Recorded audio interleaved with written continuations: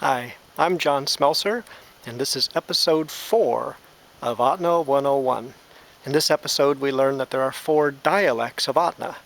Ahtna is a region that's long enough that it has 4 different dialects: a lower dialect, a central dialect, a western dialect, and Mentasta, our northernmost dialect.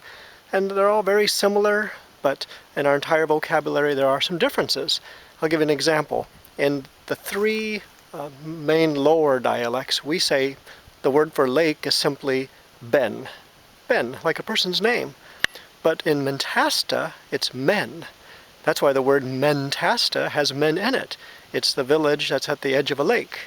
Other examples might be that central and western and lower say Danigi for moose. Do you hear the G? Danigi.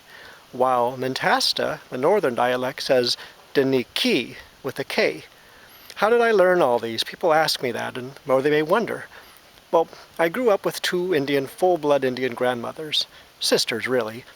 One's my great aunt, but we call them grandmother in our language.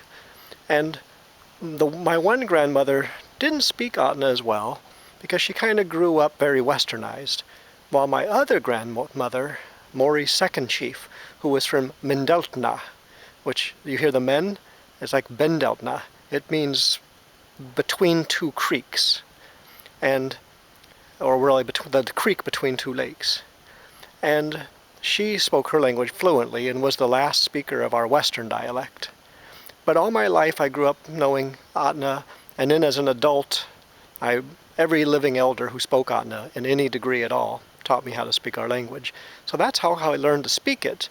And then I worked with linguists to learn how to write it. Because prior really to 1980, 82, there really was no written form of our language. There had been some attempts going back to early Russian days when Russians met some what they thought were Ahtna people along the coast. But no real dictionary until about 1980 or so.